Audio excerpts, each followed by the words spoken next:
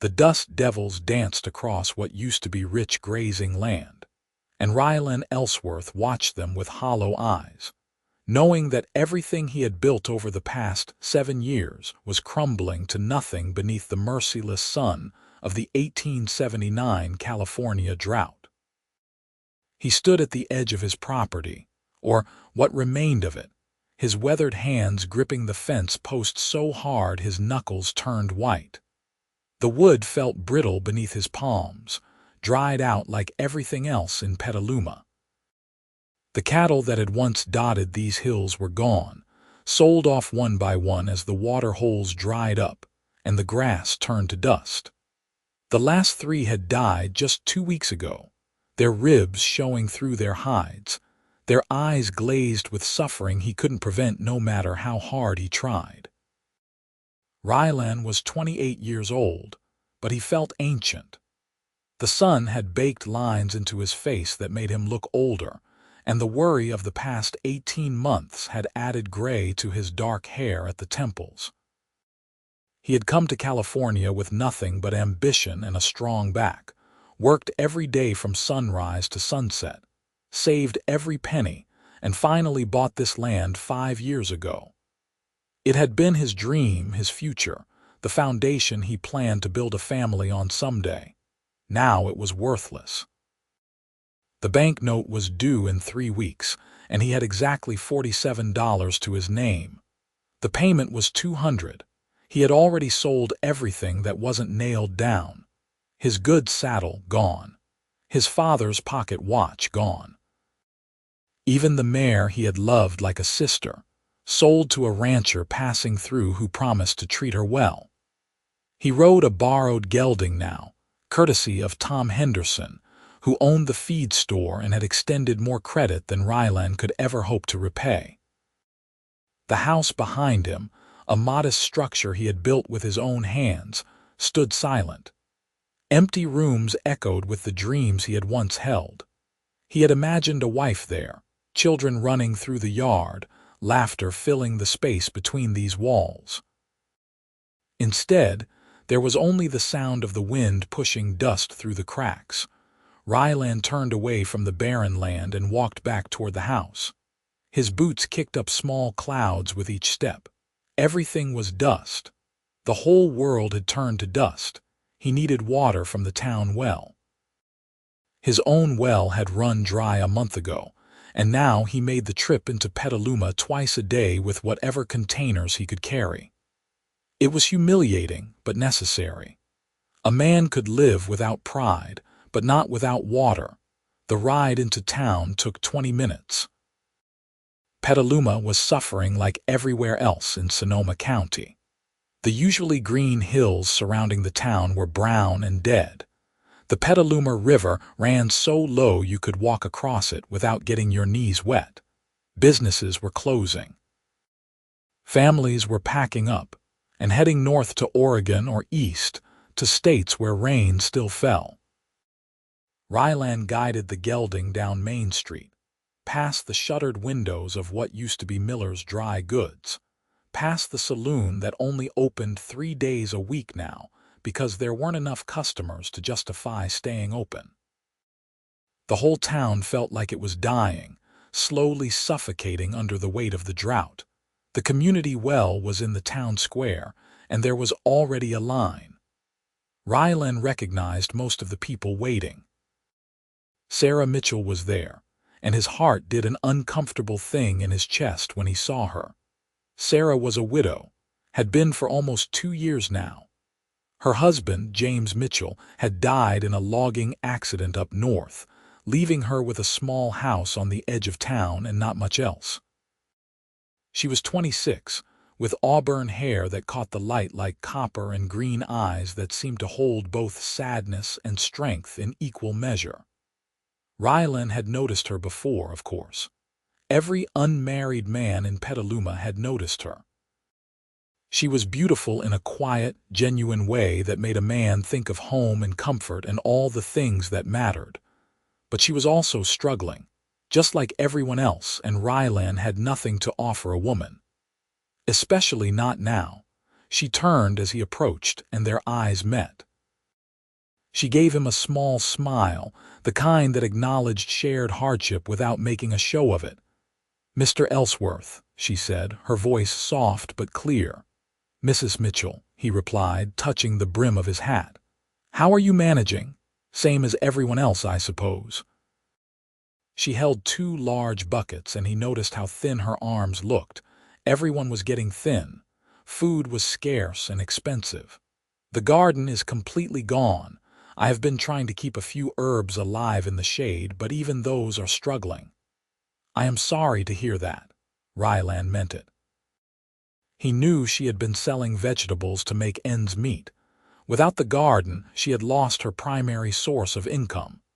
"And your ranch?" she asked, though he suspected she already knew the answer. Everyone in town knew everyone else's business. "Gone," he said simply. There was no point in dressing it up. "Lost the last of the cattle 2 weeks back. The bank will take the land soon enough." Something shifted in her expression, a deepening of the sadness in her eyes. "That is terrible, Mr. Elsworth. I know how hard you worked on that place." "Hard work does not mean much when there is no rain," he said, trying to keep the bitterness out of his voice. "It wasn't her fault. It wasn't anyone's fault. Sometimes nature just took everything and left you with nothing." They moved forward in line together, a comfortable silence settling between them. When it was her turn at the well, Rylan stepped forward without thinking and took the rope from her hands. "Let me," he said. She looked like she might protest, but then nodded. "Thank you." He lowered the bucket, heard the splash far below, and hauled it back up. The muscles in his arms and shoulders took the weight easily. It was one of the few things he still had, his strength. He filled both her buckets and then his own containers. "Where are you living now?" she asked as they stepped away from the well. "I heard you might have to leave the ranch house." "Still there for now," he said. "Got until the bank takes possession. After that, I do not know. Maybe I will head north, try to find work in the timber camps, or go east. You would leave Petaluma." He shrugged, trying to appear casual about abandoning the only place he had ever felt was home. "Not much keeping me here anymore." She was quiet for a moment, studying him with those green eyes that seemed to see more than he wanted to reveal. "I think that would be a loss for this town," she said finally. "We need good people, especially now." The comment surprised him, warmed something in his chest that had been cold for a long time. "That is kind of you to say, Mrs. Mitchell." "Sarah," she said. "You can call me Sarah." "I think we are past formalities, given the circumstances." "Then you should call me Rylan." She smiled, a real smile this time that reached her eyes and made her whole face light up. It was like watching the sun break through storm clouds. "All right then, Rylan." He helped her carry the buckets to her house, which was a small, neat structure on Elm Street. The paint was peeling and the porch sagged a little on one side, but she had tried to keep it nice. There were flower boxes in the windows, though the flowers had long since died and turned to brittle stalks. "Would you like some water?" she offered when they reached her door. "I know it seems silly to offer water when we just came from the well, but I have a bit of lemon I have been saving, and it makes it taste better." He should have said no. He should have gone back to his empty house and his empty life and left her alone. But there was something in her eyes, a loneliness that mirrored his own, and he found himself nodding. "That would be nice. Thank you." Her house was small but clean, furnished simply with pieces that had clearly been well used and well loved. There were doilies on the side tables, curtains at the windows, little touches that made the place feel like a home. On the mantel above the fireplace sat a photograph of a young man in a suit. Her late husband, Rylan assumed. She caught him looking and smiled sadly. "That is James. He was a good man. Worked hard, loved to laugh. We had only been married a year when the accident happened. I am sorry for your loss. Thank you. It has been hard, but you learn to keep going." She poured water into 2 cups and added a squeeze of lemon to each. The scent was bright and fresh, completely at odds with the dusty deadness outside. Some days are harder than others, but giving up is not an option. They sat at her small kitchen table, and Rylan sipped the water slowly, savoring the taste. When had he last had anything that wasn't just plain water or bitter coffee? "What will you do?" he asked. "Without the garden, I mean." She wrapped her hands around her cup, staring down into the pale liquid. "I have been taking in mending work.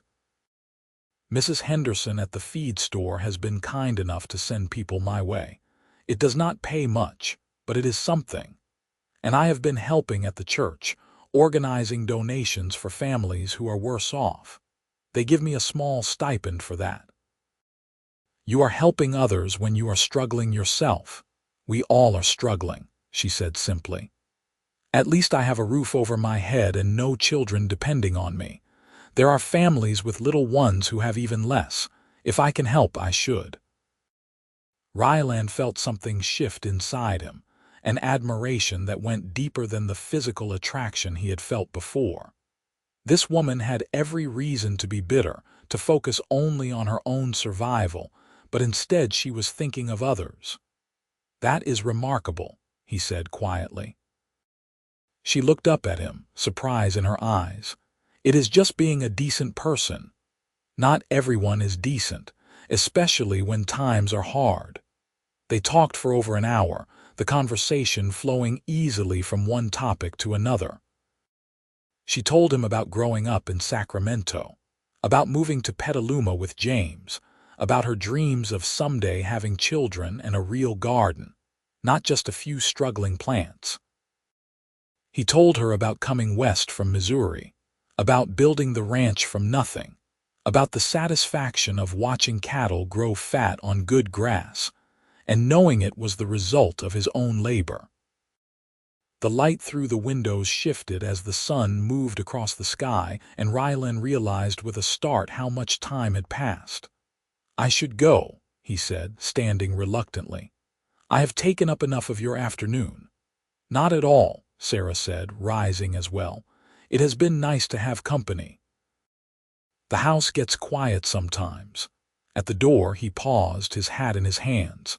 "If you ever need help with anything, heavy lifting or repairs or anything like that, please let me know. I might not have much, but I still have a strong back." Her smile was warm and genuine. "I will remember that." "And Rylan, do not give up on Petaluma just yet. Sometimes things have a way of working out, even when they seem impossible." He wanted to believe her, but belief was in short supply these days. Still, he nodded and thanked her again for the water and the conversation. The ride back to the ranch felt different somehow. The land was just as dead, his situation just as dire, but something had shifted. For the first time in months, he had felt connected to another person, had talked about something other than drought and debt and despair. Over the next 2 weeks, Rylan found himself making excuses to go into town more often than necessary. He told himself it was practical, that he needed to check on potential work opportunities or talk to the bank about extensions. But somehow, he always seemed to end up on Elm Street, and somehow Sarah always seemed to need help with something. He fixed the sagging porch step, replaced broken shingles on her roof, and helped her move a heavy dresser from one room to another. She fed him simple meals, shared her carefully rationed supplies, and talked to him like he was worth talking to, like he was more than just a failed rancher with nothing to his name. They never spoke about what was developing between them. It felt too fragile, too precious to examine too closely. But Rylan felt it growing with every shared meal, every conversation, every moment of comfortable silence. One evening, as they sat on her newly repaired porch watching the sun set over the dead hills, she said something that made his breath catch. "I have been thinking about what you said about leaving." His stomach tightened. "And I think it would be a mistake." She turned to look at him, her green eyes serious. "I think you belong here, Rylan. This is your home." Home does not mean much when you cannot keep it. Home is not just land and buildings, she said softly. It is people, connections, the life you build with others. He wanted to argue, to point out that people and connections did not pay banknotes, but the words died in his throat. Because looking at her, seeing the earnestness in her face, he realized that maybe she was right. Maybe he had been measuring wealth in all the wrong ways. The next morning, he received the official notice from the bank. He had 1 week to pay the outstanding amount or vacate the property. 1 week, until everything he had worked for was officially gone. He rode into town in a daze, the notice folded in his pocket like a stone. He had known this was coming, but seeing it in writing made it real in a way it hadn't been before. Without thinking about where he was going, he ended up at Sarah's house. She took one look at his face and ushered him inside. "What happened?" He handed her the notice wordlessly. She read it, her expression growing sad but not surprised. "I am so sorry, Rylan." He slumped into a chair at her kitchen table, his head in his hands. 7 years, he said, his voice rough. 7 years of work, of sacrifice, of planning for a future. Gone, all of it gone. Sarah sat down across from him, and he felt her hand cover his. Her skin was warm, her touch gentle but grounding. "You have not lost everything," she said quietly. He laughed, a bitter sound. "I have lost my land, my cattle, my home, my savings. What exactly have I not lost?" "Yourself," she said. "Your character, your strength. Your capacity for hard work and decency."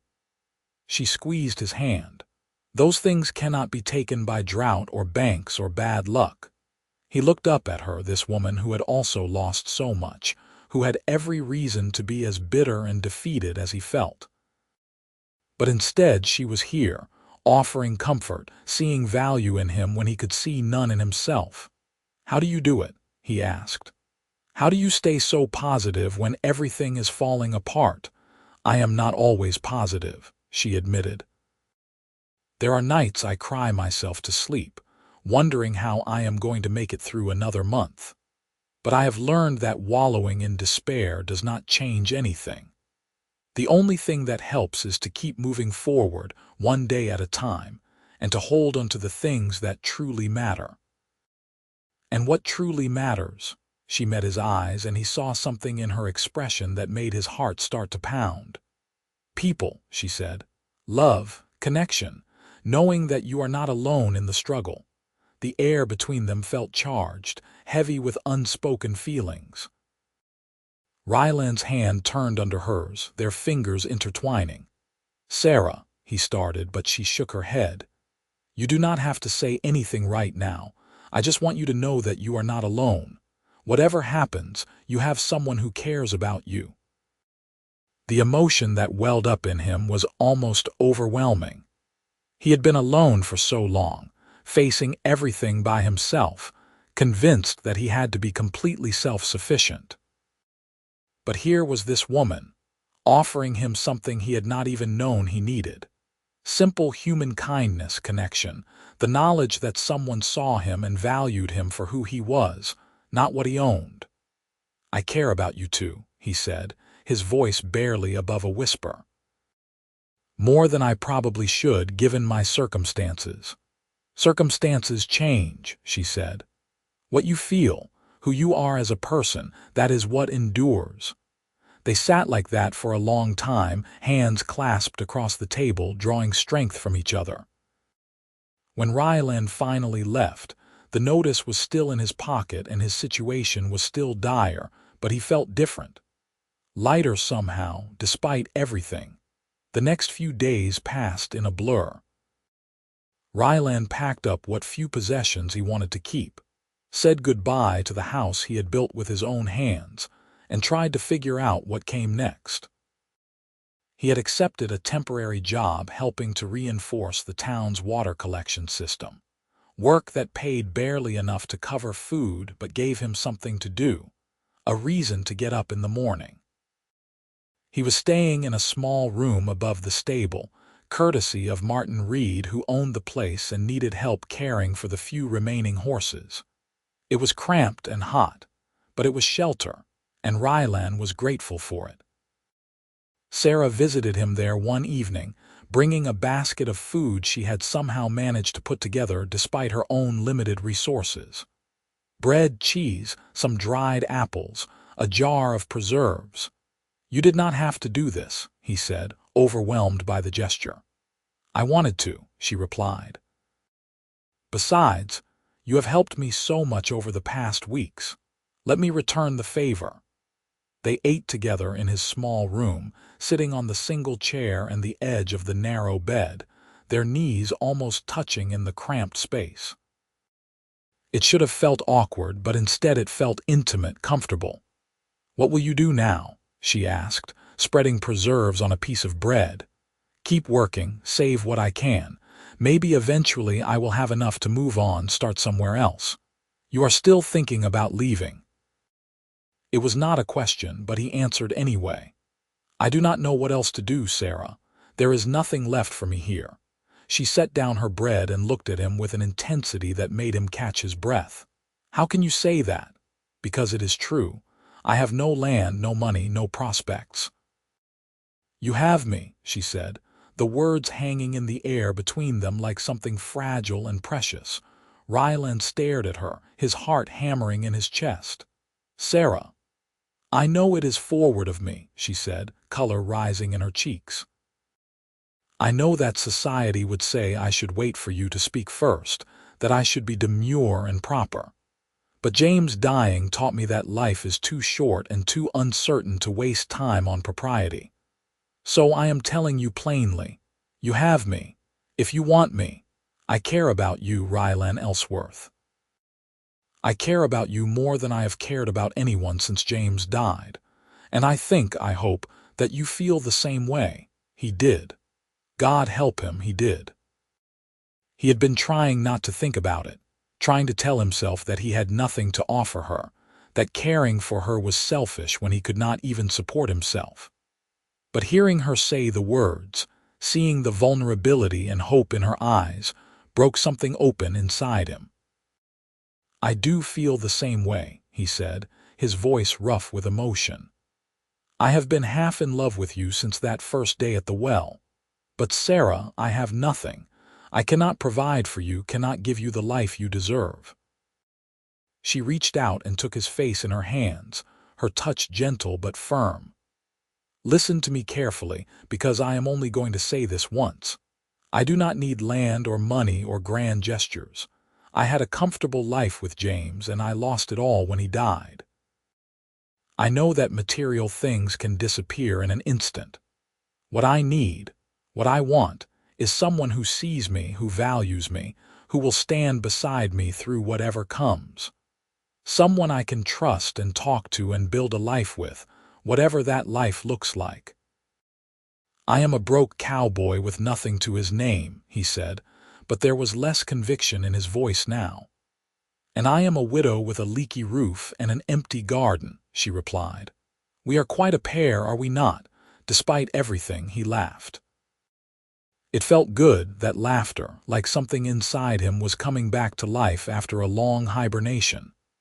"Your heart is all the wealth I need," Sarah said softly, her thumbs stroking his cheeks. "Do you understand that? I do not care about bank accounts or property deeds. I care about you, just you." The words struck him with the force of revelation. All this time, he had been measuring his worth in acres and cattle and dollars, convinced that without those things he was nothing, that he had nothing to offer. But here was this incredible woman telling him that none of that mattered, that what she valued was something he had always possessed, himself. "Your heart is all the wealth I need," he repeated, letting the truth of it sink in. "No one has ever said anything like that to me before." "Then people have been fools," she said. "Now, are you going to kiss me, or do I have to be forward about that too?" He kissed her, and it felt like coming home. Her lips were soft against his, her hands gentle on his face, and for the first time in months, maybe years, Rylan felt something other than worry and fear and exhaustion. He felt hope. When they finally pulled apart, both breathing hard, Sarah was smiling. "So you are staying in Petaluma?" "I am staying with you," he corrected. "Wherever you are, that is where I want to be." "Well, I am in Petaluma, so I suppose that settles it." They talked late into the night, making plans that had nothing to do with wealth or property and everything to do with building a life together. Sarah's house was small, but there was room for both of them. Ryland's skills as a rancher and laborer were valuable, even in a drought. Together they could pool their resources, support each other, survive until the rains came again. Because they would come again eventually. Droughts always ended. The next morning, Rylan went to see Reverend Thomas at the church. The Reverend was a kind man in his 50s who had been serving Petaluma's congregation for over a decade. "I want to marry Sarah Mitchell," Rylan told him without preamble. "As soon as possible." The Reverend raised his eyebrows but did not look surprised. "Does Sarah know about this plan?" "She does. We talked about it last night." "And you are certain? You have not known each other very long." Rylan thought about that. In terms of time, no, they had not known each other long. But in terms of understanding, of connection, of knowing what truly mattered, he felt like he had known her forever. "I am certain," he said. "I have never been more certain of anything in my life." Reverend Thomas smiled. "Then I will be happy to perform the ceremony. When were you thinking?" "This Sunday, if that is possible. I know it is fast, but we do not want to wait. We have both waited long enough for happiness." The Reverend agreed, and the news spread through Petaluma like wildfire. A wedding was a rare piece of good news in these hard times, something for the community to celebrate. People who barely had enough for themselves offered what they could. Mrs. Henderson donated fabric for Sarah to make a simple dress. Martin Reed offered his stable for a small reception, and several families contributed what food they could spare for a modest feast. The night before the wedding, Rylan stood outside Sarah's house, nervous in a way he had not been even when facing down his ruined ranch. He was about to promise his life to this woman, to bind himself to her in the most permanent way possible. It was terrifying and exhilarating in equal measure. Sarah came out onto the porch, wrapped in a shawl against the evening chill. Even in these dry months, the nights could be cold. "Are you having second thoughts?" she asked, coming to stand beside him. "No," he said immediately, "but I am scared." "Of what?" "Of not being enough. Of letting you down." She took his hand, lacing her fingers through his. "We are going to let each other down sometimes. That is what people do. But we will also lift each other up, support each other, love each other through the hard times. That is what marriage is." "You make it sound simple." "The concept is simple. Living it out day by day, that is harder, but I think we can do it. I think we are stronger together than we are apart." He pulled her close, wrapping his arms around her and breathing in the scent of her hair. Lavender, somehow, in this dusty world. She must have saved some from before the drought. "I love you," he said, the words feeling both monumental and perfectly natural. "I should have said it before, but I love you, Sarah." "I love you too," she whispered against his chest. "I love you too." The wedding took place on a Sunday morning in late September. The church was half full, which was more than most services got these days, and the faces looking back at Rylan were friendly and supportive. These were his neighbors, his community, people who had watched him struggle and lose everything and somehow come out the other side. Sarah walked down the aisle in a simple cream-colored dress that she had made herself. She carried a small bouquet of dried flowers, all that was available, but she was so beautiful that Rylan felt his throat tighten with emotion. This woman, this incredible, strong, kind woman had chosen him. Had seen past his empty pockets and failed dreams to the man underneath, and decided he was worth loving. The ceremony was simple and heartfelt. Reverend Thomas spoke about love being more than just a feeling, about it being a choice made every day, a commitment to stand together through whatever life brought. He spoke about the drought, about how hard times revealed people's true character, and about how Rylan and Sarah had both shown themselves to be people of integrity and compassion.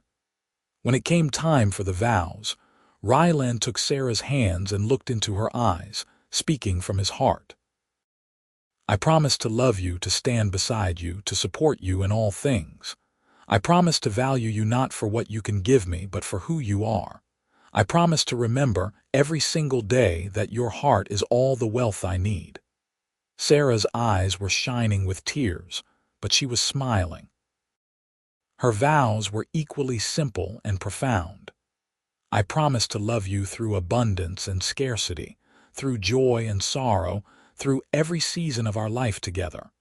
I promise to see you, the real you, and to value that person above all earthly treasures. I promise to build a life with you that is rich in the things that truly matter."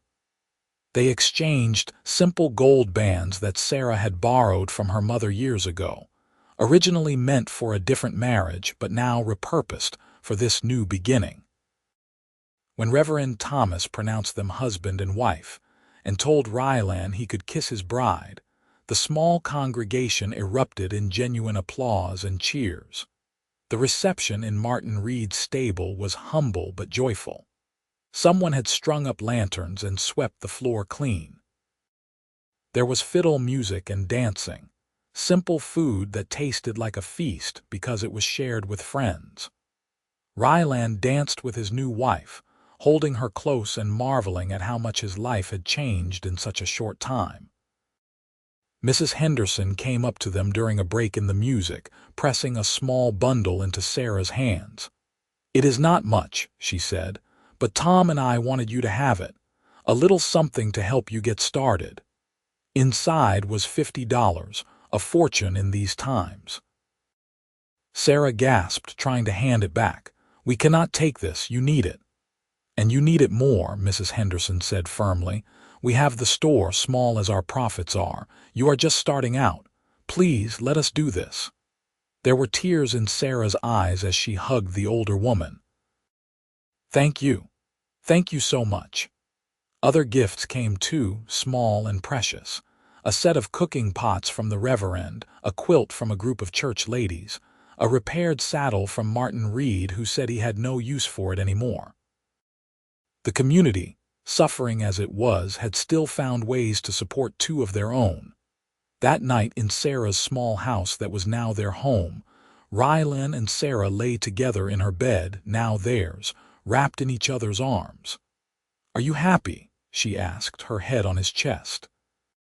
"More than I have ever been," he said honestly, "which is strange because by all measures I should be miserable. I lost everything I thought mattered. But you found something better. I found you, I found us." She tilted her head up to kiss him, and he gathered her closer, overwhelmed by the rightness of it all. This was what he had been working toward all those years, though he had not known it. Not land or cattle or bank accounts, but this. A person to love, a person who loved him back, a partnership that would weather whatever storms came. The drought continued through the fall and into winter. It was hard, some days brutally so. Rylan took whatever work he could find, sometimes traveling to neighboring towns for day labor, building fences or digging wells or helping with construction. The money was meager and irregular, but Sarah was a genius at stretching every penny. She took in more mending work, sold what few possessions she could spare, and together they managed to keep food on the table and the rent paid.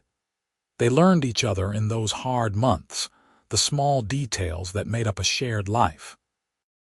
He learned that she hummed while she worked, that she could make a meal out of almost nothing, that she cried when she was frustrated but always recovered quickly. She learned that he was an early riser, that he worried silently rather than complaining, that he had a dry sense of humor that came out when he was relaxed. They also learned to lean on each other, to ask for help when they needed it, and to offer support without being asked.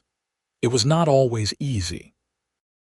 There were arguments, mostly about money or the lack thereof, moments of frustration when the weight of their circumstances felt too heavy to bear.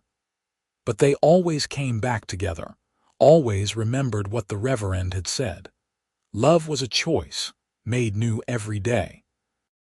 One evening in late December, Rylan came home from a long day of work to find Sarah sitting at the kitchen table, staring at an official-looking letter. Her face was pale. "What is wrong?" he asked immediately, his mind jumping to worst-case scenarios. More debt, an eviction notice.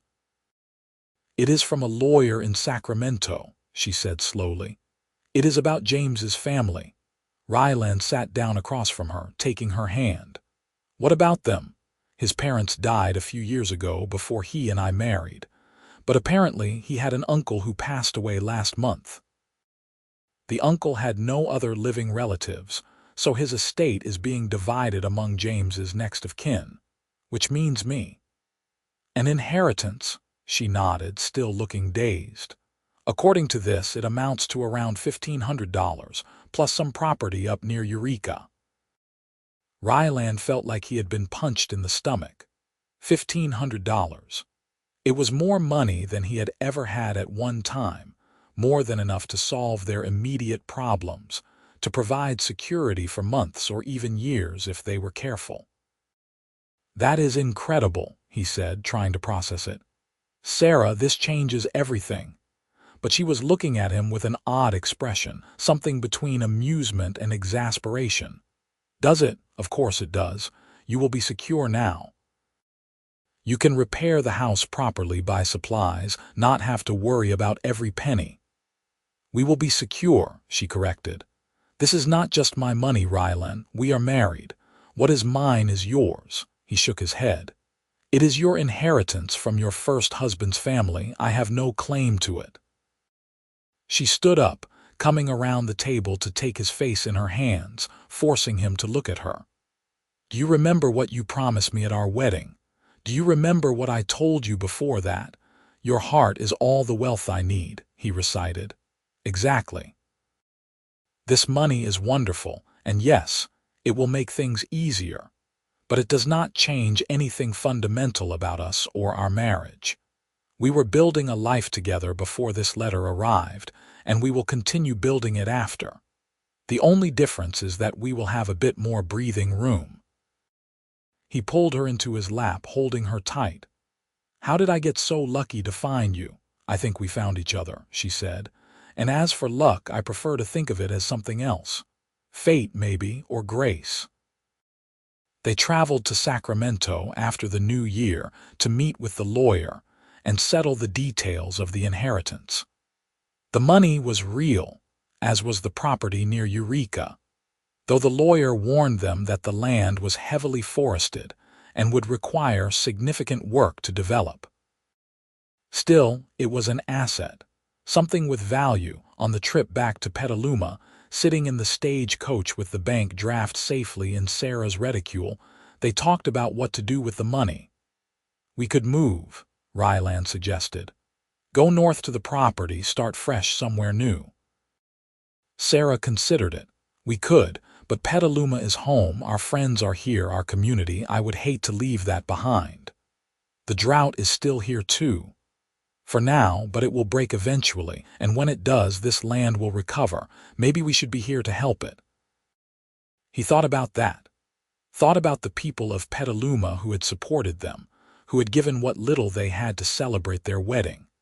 Thought about Martin Reed, who had given him a room when he had nowhere else to go. About Mrs. Henderson, who had sent business Sarah's way. These people had helped them when they had nothing. Maybe it was time to help back. "What if we invested in the town?" he said slowly, the idea forming as he spoke. "Use the money to help businesses stay open, to support people who are struggling. We could buy the old Miller building, turn it into something the town needs. A proper general store, maybe, with fair prices. Sarah's eyes lit up. "We could hire people who need work, help families stay in Petaluma instead of leaving. We could buy supplies in bulk, sell them at cost rather than for profit, at least until the drought breaks." They spent the rest of the trip building on the idea, their excitement growing. By the time they reached Petaluma, they had the outline of a plan. Over the next several months, they put that plan into action. They bought the Miller building and spent weeks cleaning and repairing it. Rylan used his construction skills to fix the roof and shore up the walls, while Sarah organized the interior, setting up shelves and displays. They hired Tom Henderson's son, who had been out of work since the feed store cut back its hours, and a young widow named Catherine Peters, who had 3 children to feed. They traveled to San Francisco to buy supplies, using their money carefully to get the best prices. Then they opened the doors of Mitchell and Elsworth General Store, and the response from the community was overwhelming. People came not just to buy goods, but to talk, to share news, to feel less alone in the struggle. Sarah had been right. Petaluma needed this, needed a place that felt hopeful, that represented community and mutual support rather than every man for himself. They did not make much profit that first year, but that was not the point. The point was survival, both their own and the town's. And slowly, gradually, Petaluma began to stabilize. Families who had been planning to leave decided to stay. Businesses that had been hanging on by a thread found a bit more breathing room. And then, in March of 1881, the rains came. It started as a light drizzle one morning, so soft that at first people did not believe it was real. Rylan was in the store stocking shelves when Sarah ran in from the street, her face flushed with excitement. "It is raining," she said, breathless. "Rylan, it is raining." He followed her outside, and sure enough, water was falling from the sky. Real water, blessed and beautiful. People were emerging from buildings all along Main Street, faces turned up to the sky, some crying, some laughing, all of them feeling the same overwhelming relief. The rain lasted for 3 days, steady and soaking, and when it finally stopped, the world looked different. The dust had been washed away, revealing the earth underneath. Within weeks, tiny shoots of green began appearing on the hills. Within months, the land was transforming, coming back to life in a riot of growth that seemed almost miraculous after the long dead months. The Petaluma River ran full again. Wells refilled. Crops that had been planted in desperate hope actually grew. The town came back to life like the land around it, and with that revival came new prosperity. Mitchell and Elsworth General Store thrived. As people's circumstances improved, they were able to pay full price for goods, and Rylan and Sarah were able to start actually making a profit. They hired more employees, expanded their inventory, became a cornerstone of the community's economy. But more importantly, they had built something together. A real partnership, a marriage based on mutual respect and support and love that went deeper than circumstances. One evening in June of 1882, Sarah came into the back room of the store where Rylan was doing inventory and sat down with a particular expression on her face that made him immediately set down his pencil. "What is it?" he asked. "I am pregnant," she said, and her smile was like the sun coming out. Rylan felt his entire world shift, expand to encompass this new incredible reality. A child. They were going to have a child.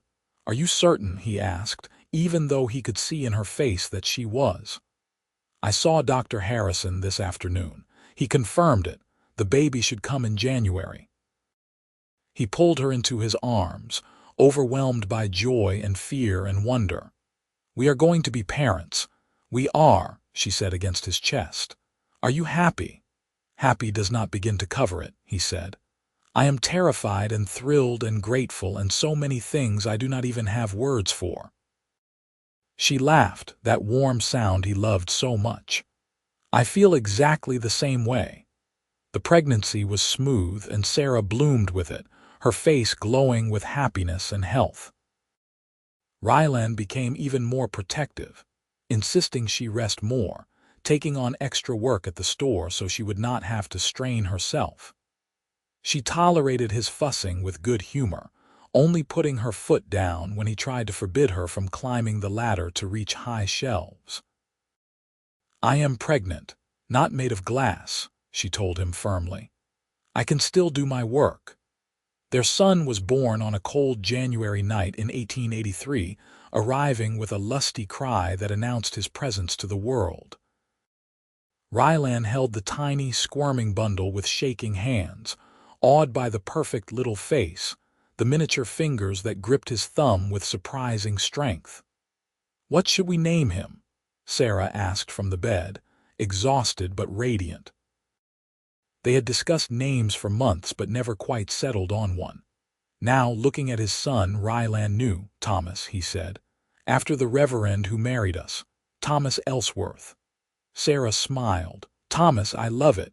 Thomas James Elsworth, maybe, for my first husband." Rylan looked at her, this woman who had lost so much and still had room in her heart for generosity and remembrance. "Thomas James Elsworth," he agreed. "It is perfect." Parenthood brought new challenges and new joys. The store kept them busy, and caring for an infant on top of that was exhausting. But it was also wonderful, watching Thomas grow and change, seeing parts of himself and Sarah reflected in their son's face and personality. The years that followed were good ones. The land continued to recover, prosperity returned to Petaluma, and the Mitchell and Elsworth family grew. A daughter, Emma, was born in 1885, followed by another son, Peter, in 1887. Rylan expanded the store, adding a second floor that served as additional storage and office space. He also bought back his old ranch land, not to live on but to lease to a young family just starting out, giving them the chance he had lost. It felt like closing a circle, healing an old wound. On a spring evening in 1889, Rylan and Sarah sat on the porch of their house, which they had enlarged to accommodate their growing family.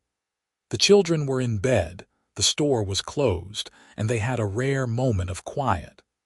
"You ever think about how different things could have been?" Sarah asked, her hand in his. "All the time," Rylan admitted. "If the drought had not happened, if I had not lost the ranch, if we had not met at that well that day. Would you change it? If you could go back," he thought about it seriously. The drought had been devastating, the loss of his ranch, one of the hardest things he had ever endured. But it had also led him here, to this life, this woman, these children. It had taught him what truly mattered, had stripped away everything superficial to reveal the core of what made life worth living. "No," he said finally, "I would not change a thing, because everything, good and bad, led me to you, led us to this." She leaned her head on his shoulder, and they sat in comfortable silence, watching the sun set over the green hills. Those hills that had been dead and brown were now lush with grass and wildflowers. The land had recovered, and so had they. More than recovered, they had thrived, had built something beautiful and lasting out of loss and hardship. "Your heart is all the wealth I need," Sarah said softly, repeating the words that had become their foundation. "That is still true, you know.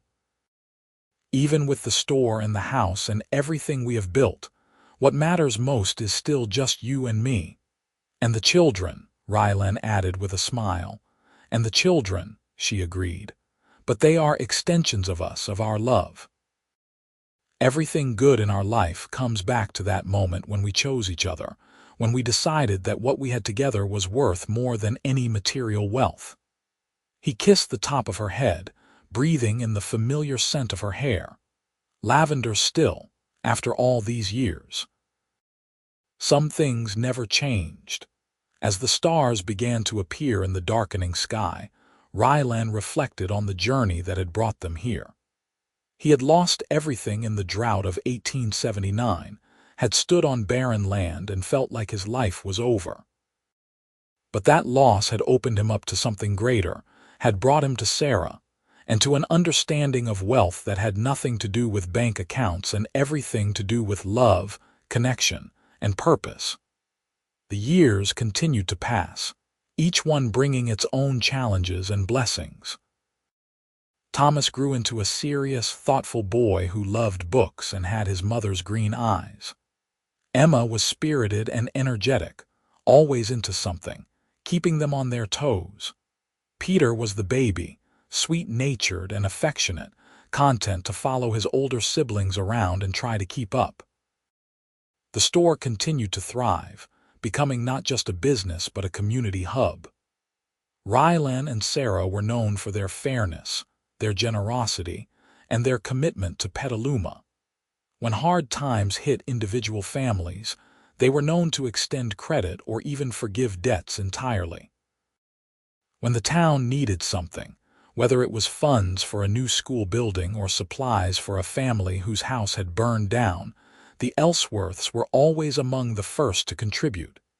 In 1891, a young man came into the store one day, dusty and tired, looking for work. He reminded Rylan so much of himself a dozen years earlier that it was almost painful. The same desperate hope in his eyes, the same pride fighting with necessity. "What is your name?" Rylan asked. "Jacob Miller, sir. I just came out from Ohio, hoping to start a ranch. But the land I was looking at fell through, and I need to earn some money before I can try again." Rylan glanced at Sarah, who was behind the counter tallying receipts. She looked up, met his eyes, and gave a small nod. They were thinking the same thing. "We could use some help in the store," Rylan said. "The pay is fair, and there is a room above the stable where you could stay. It is not much, but it is clean and dry." Relief flooded Jacob's face. "That would be wonderful, thank you, sir." "Rylan," he corrected. "Just Rylan." "And this is my wife, Sarah." Jacob worked hard, proved himself reliable and honest. After a few months, Rylan made him a proposition.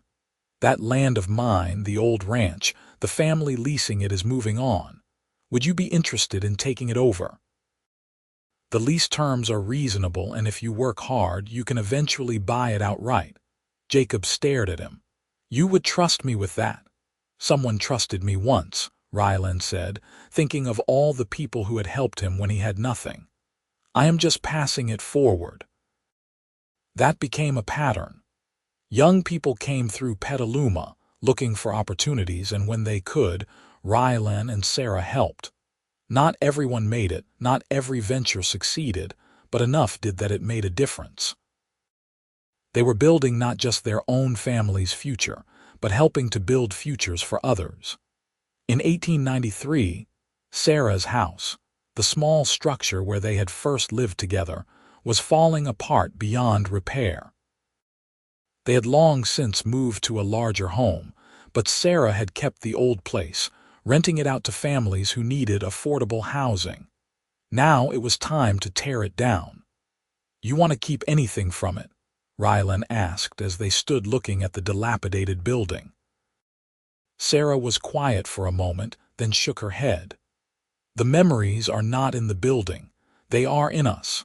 I do not need the physical place to remember what happened there."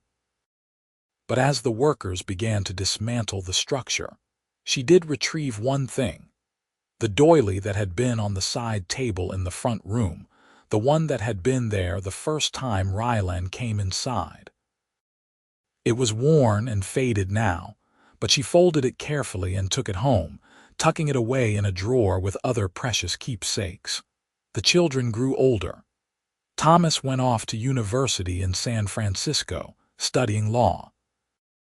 Emma married a rancher named David Collins and moved to a property about 20 miles outside Petaluma. Peter, the youngest, showed an aptitude for business and started working full-time at the store when he was 16, learning every aspect of the operation. Rylan and Sarah grew older too.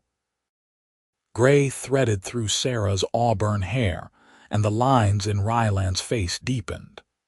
But they moved through life together, still partners in every sense of the word, still making decisions jointly, still choosing each other every single day. On their 20th wedding anniversary in 1899, the community threw them a party at the church. It seemed like the whole town turned out, wanting to celebrate a couple who had become a symbol of what was best about Petaluma: resilience, generosity, and enduring love. Reverend Thomas, now elderly but still sharp, gave a speech that made Sarah cry and Rylan's throat tighten with emotion. 20 years ago, the Reverend said, I married two people who had every reason to be bitter and defeated. Rylan had just lost his ranch, everything he had worked for. Sarah was a widow, struggling to survive. They had nothing by the world's standards, but they had each other, and they understood something that many people never learn: that true wealth has nothing to do with material possessions and everything to do with the richness of the heart. They have built a life together that has blessed not just themselves but this entire community. They are an example to all of us of what really matters. After the speeches and the cake and the well wishes, Rylan and Sarah walked home under the stars, their hands clasped like young lovers. 20 years, Sarah marveled. It feels like both forever and no time at all. I know what you mean, Rylan said. Sometimes I still feel like that desperate cowboy with nothing to his name, terrified that you would realize I was not worth loving. She stopped walking and turned to face him, her expression fierce in the moonlight. You listened to me, Rylan Elsworth.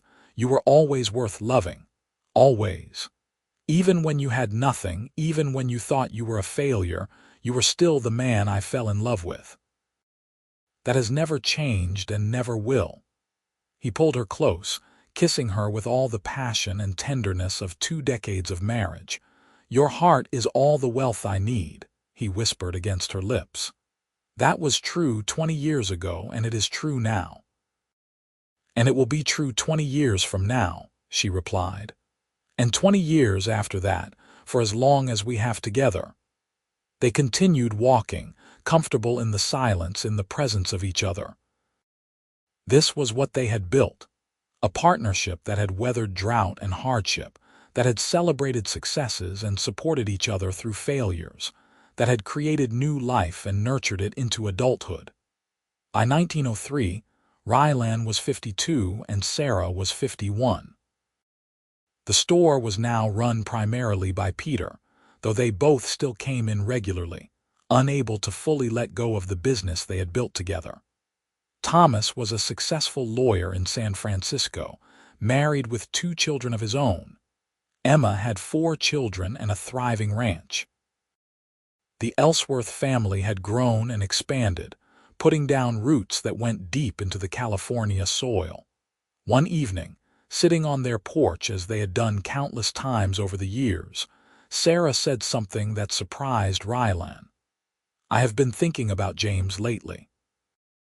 It was unusual for her to bring up her first husband, not because it was a forbidden topic, but simply because he was part of a different life, a different Sarah.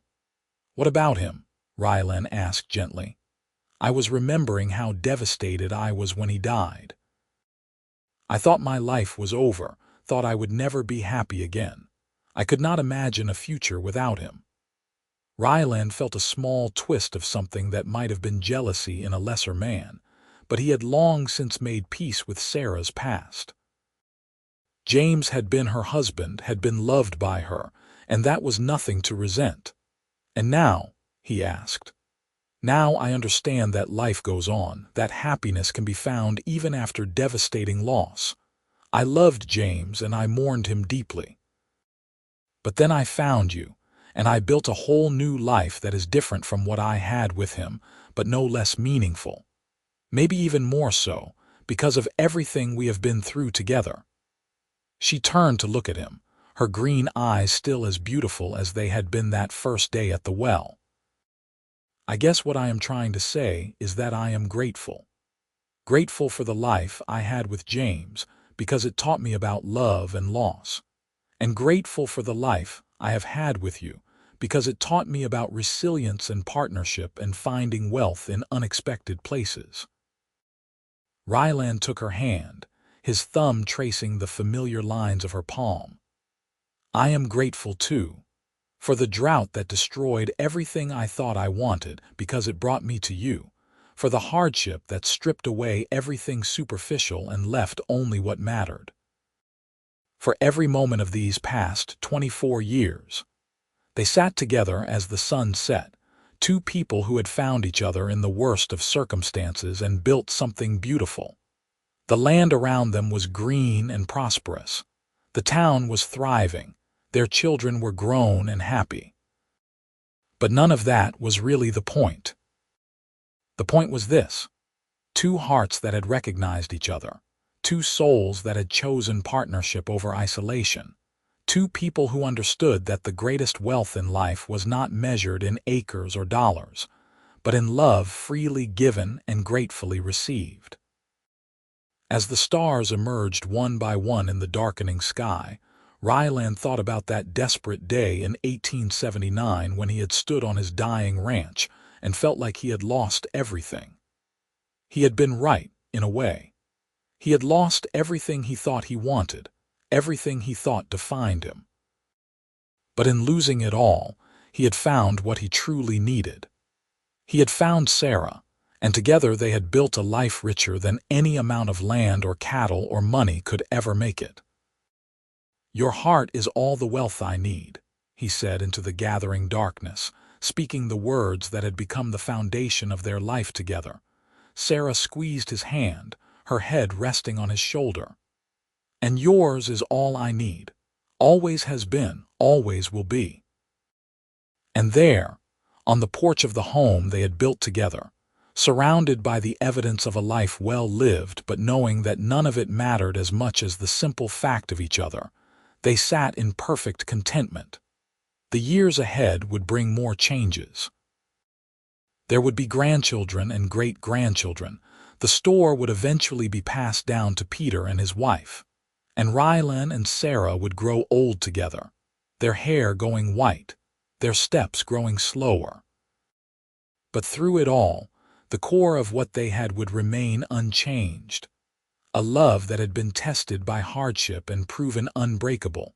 A partnership that valued hearts over possessions, people over property. When Rylan was 61 and Sarah was 60, they took a trip back to the site of Rylan's old ranch. It was thriving now under the care of Jacob Miller, who had eventually bought it outright and built a successful cattle operation. The land that had been dust and death was now green and productive, dotted with healthy cattle and good grass. "You ever regret it?" Sarah asked as they stood looking out over the land that had once been his dream. "Losing this place?" Rylan considered the question seriously. The ranch was beautiful, successful, everything he had once wanted. But it belonged to someone else now, and he felt no resentment about that, no sense of loss. "No," he said finally. "Losing this place was the best thing that ever happened to me. Because it led me to you, and you led me to a life bigger and better than anything I could have built alone." She smiled, that warm smile that still made his heart skip a beat after all these years. "I feel the same way. Losing James was devastating, but it eventually led me to you. I would not change anything about our story." They stood together, two people who had lost everything and found each other, who had built wealth not in land or money but in love and partnership and shared purpose. The wind blew across the green hills, carrying the scent of grass and cattle and life, and Rylan breathed it in, grateful for every moment of the journey that had brought him here. Later that evening, back in their own home, surrounded by photographs of their children and grandchildren, Sarah pulled out the old faded doily she had saved from her first house. She showed it to Rylan, this small piece of fabric that had witnessed the beginning of their love story. "Do you remember the first time you came to my house?" she asked. "I remember everything about that day," he said. "You offered me water with lemon, and it was the first kindness anyone had shown me in months. You looked so lost," she said softly, "so defeated. I wanted to help you, but I did not know how. You helped me by seeing me, by valuing me when I had nothing to offer, by telling me that my heart was all the wealth you needed." She folded the doily carefully, putting it back in its drawer, "And I meant it. I mean it still. You are all the wealth I need, Rylan Elsworth. Today, tomorrow, and every day after that." He pulled her into his arms, holding her close, feeling the familiar comfort of her body against his. This was home. Not the house, not the town, not the store or the land or any physical thing. Home was wherever Sarah was, would always be wherever they were together. In the spring of 1909, Rylan and Sarah celebrated their 30th wedding anniversary, surrounded by 3 generations of family. Thomas was there with his wife and 4 children, Emma with her husband and 6 children, and Peter with his wife and their first baby, a girl they had named Sarah in honor of her grandmother. The gathering was loud and chaotic and wonderful, the house filled with laughter and conversation and the particular joy that comes from family. Rylan watched it all from his favorite chair, Sarah beside him, their hands clasped together as they always were. "We did good," Sarah said, gesturing to the crowded room. "We did very good," Rylan agreed. Thomas stood up, tapping his glass to get everyone's attention. "I would like to propose a toast," he said in his lawyer's voice that carried easily over the noise. "To my parents, who have been an example to all of us of what a real marriage looks like. Who taught us that wealth is not measured in money but in love, that hard times can be survived with the right person beside you, and that choosing each other every day is the foundation of a good life. To Rylan and Sarah Elsworth, to Rylan and Sarah." Everyone echoed, raising their glasses. Rylan felt Sarah's hand tighten on his, saw the tears in her eyes that matched his own. 30 years. 3 decades of choosing each other, of building a life together, of weathering storms and celebrating victories. It had not always been easy, but it had always been worth it. That night, after everyone had gone home and the house was quiet again, they returned to their familiar spot on the porch. It was a warm spring evening, the air sweet with the scent of blooming flowers from Sarah's garden. 30 years, Sarah said, echoing Thomas's toast. "Where did the time go?" "Into living," Rylan said, "into building this life we have. Do you remember what you said to me the night before we got married, when you were standing outside my house, nervous about the wedding? I said I was afraid of not being enough, of letting you down. And what did I tell you?" He smiled, remembering. "You said we would let each other down sometimes, but we would also lift each other up. You said that was what marriage was. And was I right?" He thought about all the years, all the moments both big and small. The times he had failed and she had supported him, the times she had struggled and he had been there. The arguments they had worked through, the challenges they had faced together, the joys they had shared. "You were absolutely right," he said. "We have let each other down sometimes. But we have lifted each other up so much more. That is exactly what marriage is, at least for us." Sarah leaned her head on his shoulder, and they sat in the comfortable silence of 2 people who had nothing left to prove, no pretenses to maintain, who could simply be together in the moment. The land around them was dark now, dotted with occasional lights from neighboring houses. Petaluma had grown over the years, more people, more businesses, more life. But the core of the town remained the same, a community of people who supported each other, who understood that they were stronger together than apart. Rylan and Sarah had been part of building that, had contributed to making Petaluma a place where people could thrive even in hard times. But more importantly, they had built something between themselves, a love that had started in drought and desperation, and grown into something strong and beautiful and enduring. "Your heart is all the wealth I need," Rylan said into the darkness, the words as true now as they had been 30 years ago. "And yours is mine," Sarah replied, "always and forever."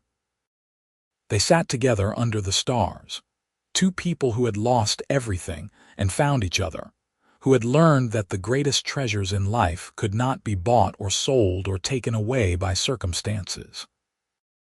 The greatest treasures were love and partnership, and the life you built with someone who saw you, really saw you, and chose you anyway. The drought of 1879 had taken Rylan's land, his cattle, his plans for the future.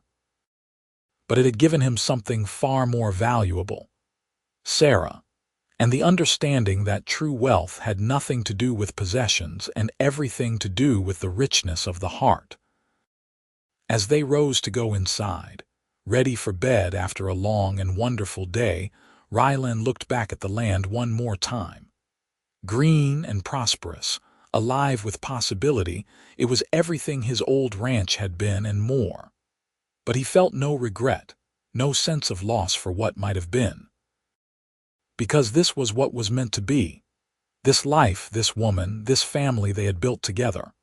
Every hardship, every loss, every moment of despair had led them here to this place of contentment and love and quiet joy. "Ready?" Sarah asked, holding out her hand. He took it, their fingers intertwining in the familiar gesture that had become second nature over 3 decades. "Ready," he said.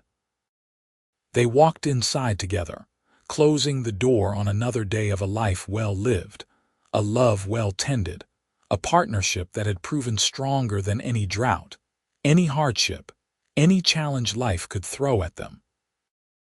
And if someone had asked Rylan in that moment whether he regretted losing everything in the drought of 1879, he would have smiled and said no.